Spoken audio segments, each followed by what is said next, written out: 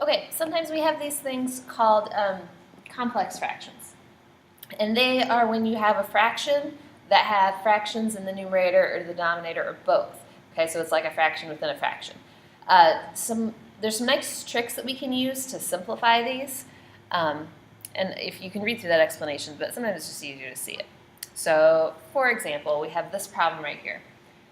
So we have a fraction, and it's got a fraction on the top and bottom. So the first thing I'm going to do is I'm going to look at the denominator. It doesn't matter which order you go in, but I'm going to look at the denominator, and I would like to get rid of that 3. I do not want that fraction. So what I'm going to do is I'm going to multiply this entire denominator by 3. If I do that to the denominator, I also have to do that to the numerator. Okay, so I am going to distribute that 3.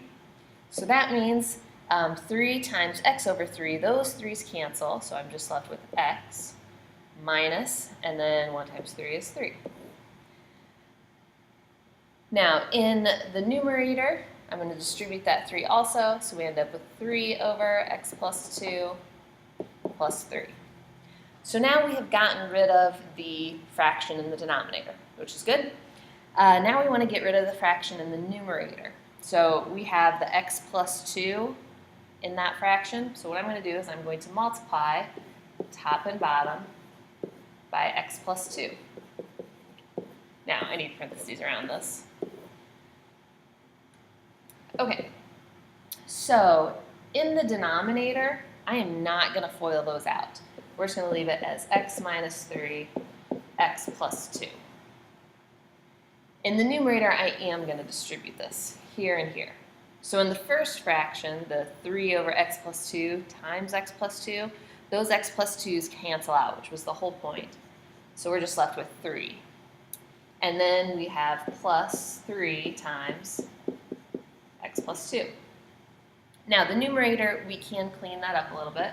So I'm just going to distribute that 3. So we have 3 plus 3x plus 6 over x minus 3, x plus 2. And we combine our like terms, 3x plus 9 over x minus 3, x plus 2.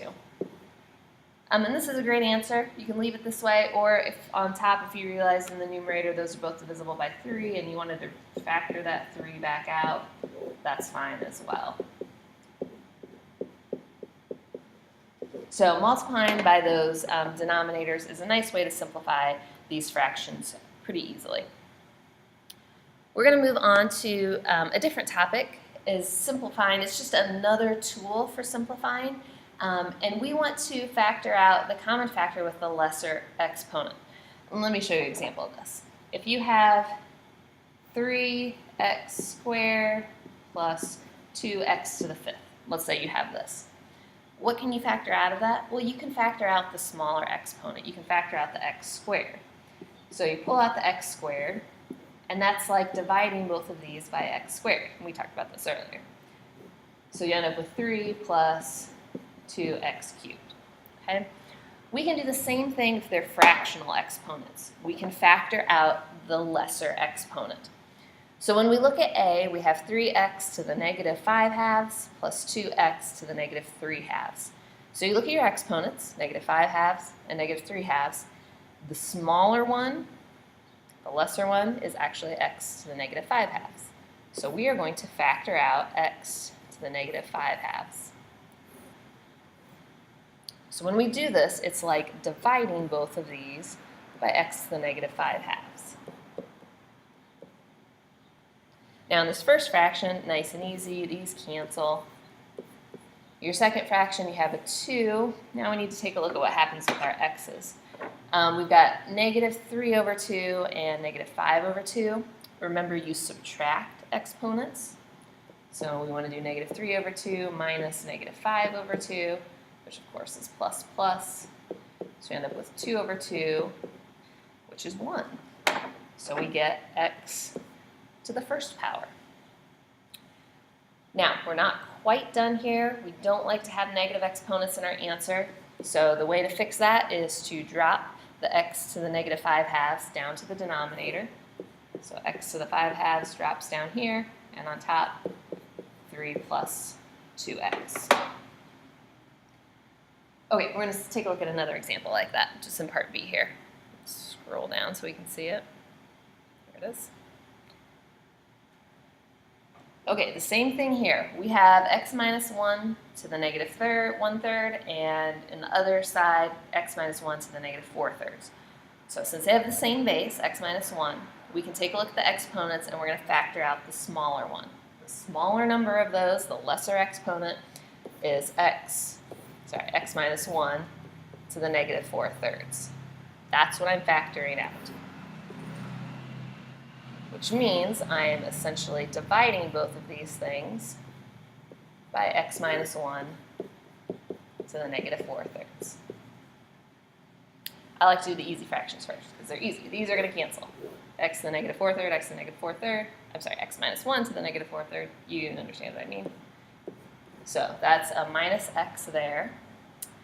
In the first one, we are going to subtract these exponents again. So we have negative 1/3 minus negative 4/3 plus plus. So let's say that's 3/3. Oh, that's good. It's another x minus 1 to the first power. So we have x minus 1 to the first power. Now, to the first power, we don't really need that, so we can drop those parentheses. That's just x minus 1. And then we have x minus x. Those cancel each other out. So we're left with negative 1 times x minus 1 to the negative 4/3. Again, we don't want to have a negative exponent in our answer, so we need to drop that down to the denominator. So x minus 1 to the 4/3 power, and the negative 1 can stay on top. And that's simplified. Make sure you're paying extra attention to these in your homework because I know this is kind of a new thing, is factoring out the lesser exponents with these negative fractions. So take some time in your homework to make sure you understand what you're doing.